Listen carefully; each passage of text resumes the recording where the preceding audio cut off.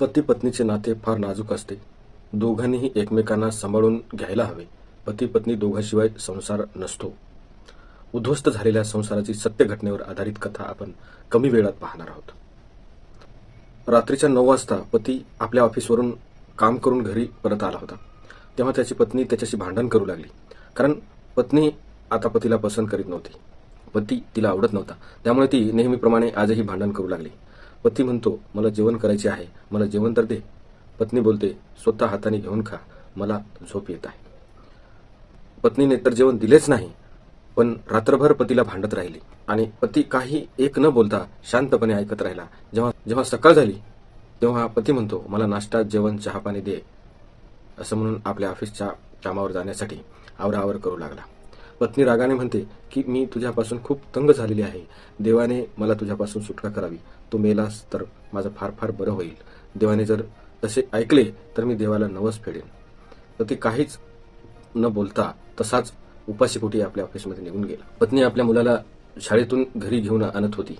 त्यावेळी तिच्या घरासमोर फार मोठी गर्दी झालेली तिला दिसली. मुलाला घरी घेऊन आली तर तिच्या पतीची डेड बॉडी पडलेली तिला दिसली. आता तिचे अश्रू अनावर झाले. आता ती स्तब्ध झाली. जमलेल्या गर्दीमधून आवाज आला की कारच्या ऍक्सिडेंटमध्ये पतीचा अपघात झाला होता. आता पत्नी हे ऐकून जोरजोराने रडू लागली आणि म्हणू लागली की मनोज उठा, मी तुम्हाला कधी भांडणार नाही, काहीही बोलणार नाही, मला काहीही पाहिजे नाही. मनोज उठा, तुम्हाला भूक लागली होती ना, मी जेवण देते, मला सोडून जाऊ नका, उठा पटकन, उठा चला जेवायला, अशी टाहो फोडत होती.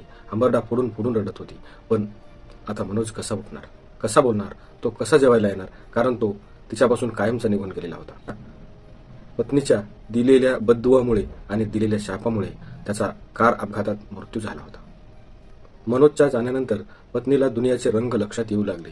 रंग बदलताना लोक दिसत होते. नवऱ्याची काळजी घे, उगीचच नवऱ्याची वाद घालू नको, आम्ही तुला कितीतरी वेळा समजून सांगितले, पण तू आमचं काहीही ऐकलं नाही, नवऱ्याचंही ऐकले नाही. तूच तुझ्या नवऱ्याला मारण्यासाठी जबाबदार आहेस. तूच तुझा नवरा मारला आहेस. आता तू मोकळी झाली आहेस हे तिच्याच नातेवाईकाकडून ऐकू येईल.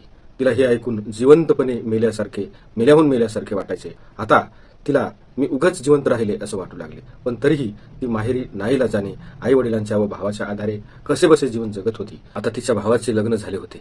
तिला भाऊजाई वहिनी म्हणून आली होती. शेजारी पाजारी, बाहेरचे नातेवाईक, इतर सर्वजण तिच्याकडे वाईट नजरेने पाहू लागले. तिचे आई वडील, भाऊ भाऊजाई हे देखील तिच्याबद्दल तिरस्कार करू लागले. तिला भांडू लागले. काही दिवसानंतर आई वडिलांनी राहण्यासाठी जे माहेरी घर दिले होते ते हिसकावून घेतले आणि त्यांनी तिला माहेरी राहत असलेल्या घरातून हाकलून दिले. जो हिस्सा सासरी मिळणार होता तो तिला तिच्या सासरघरी मिळाला होता. आता ती सासरी राहू लागली. तिथेही तिला कवडीची किंमत मिळत नव्हती. तिचा मुलगा आता कळता झाला होता. मुलगा पण तिला त्रास देत असे, शिव्या देत असे, प्रसंगी तिला मारत असे. ती आपल्या मुलाला योग्य ती संस्कार देऊ शकली नव्हती. तिचा पती वारला, माहेर सुटले. तिचे मूल देखील तिच्या विरोधात झाले. तिचा संसार उद्ध्वस्त झाला होता. पण तरीही ती परतीच्या जीवन प्रवासासारखे जगत होती.